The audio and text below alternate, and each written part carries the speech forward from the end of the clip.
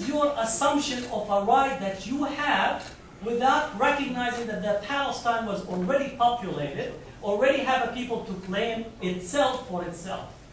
I don't think that you still have the capacity to recognize that this land was populated.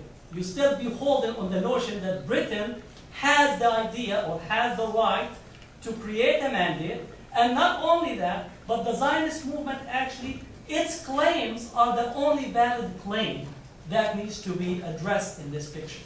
And in this sense, I have to tell you, honestly, as a Palestinian, this is just beyond me. It would have been better to claim the moon rather than to say that the Palestinians don't exist. If you could go to that level,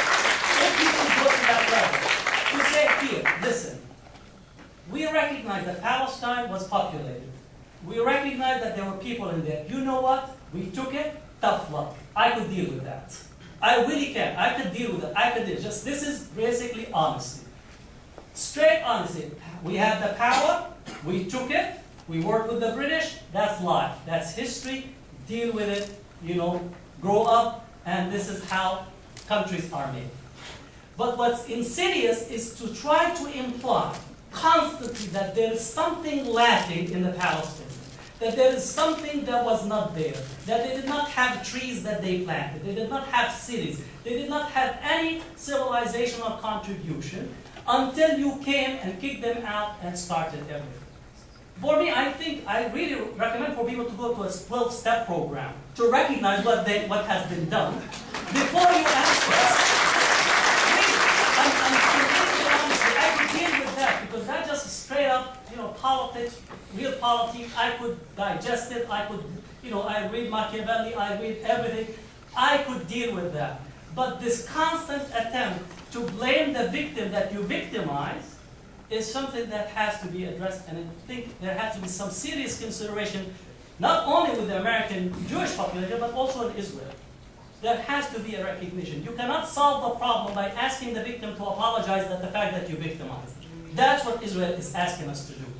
That I need to apologize for Israel the fact that they expelled me. It's just 2 and 2 can't get along.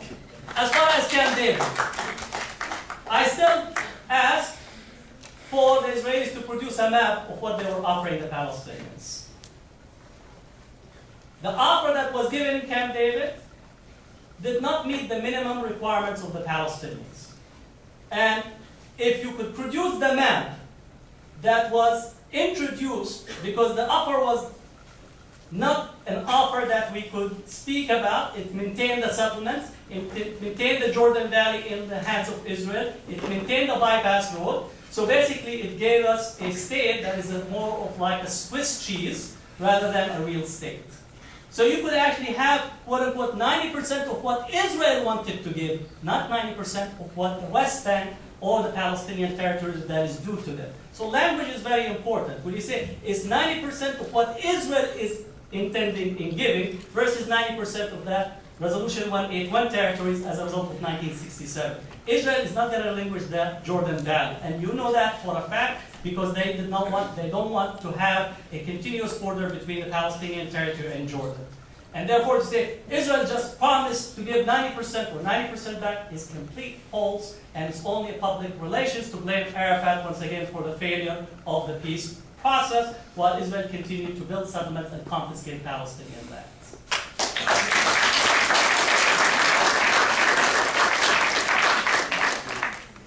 My question too also has to do with the British period.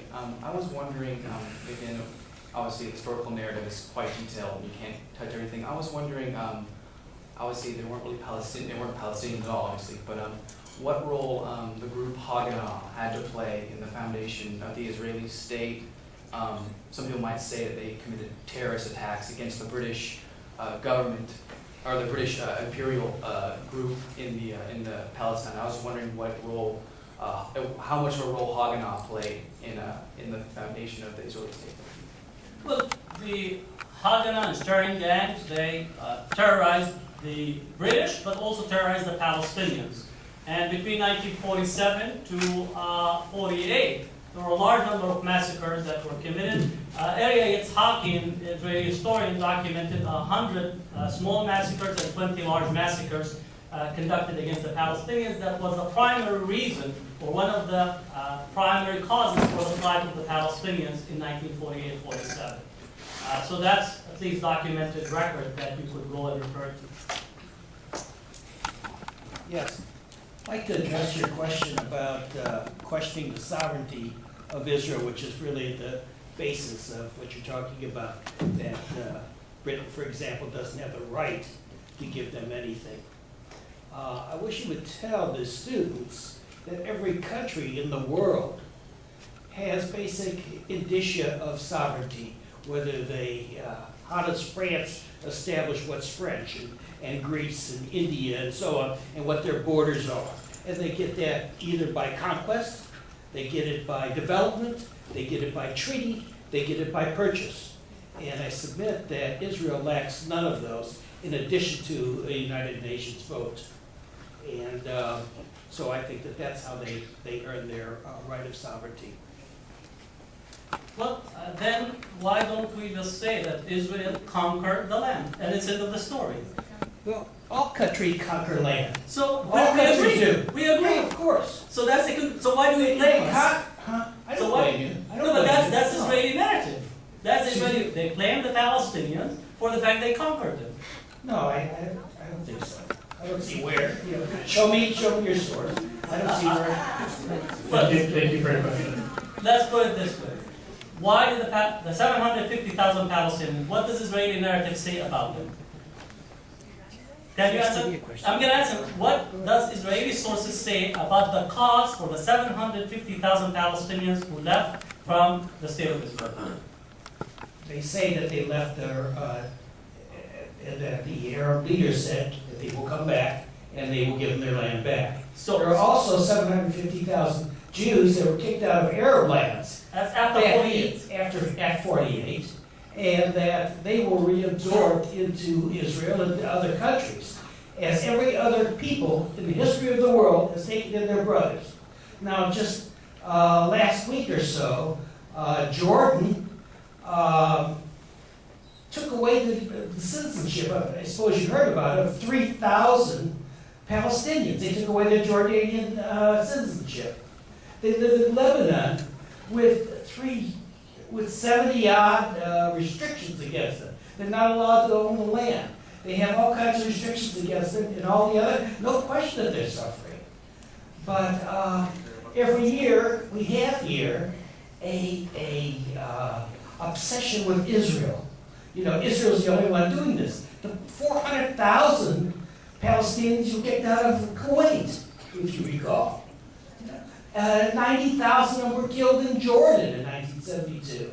We don't have Jordan week every week, only Israel. So I submit that that's another reason why we think that this is anti-Semitic, because only Israel is singled out in these things. Thank you. I thank you for this because the feeling that you express is a feeling that is there.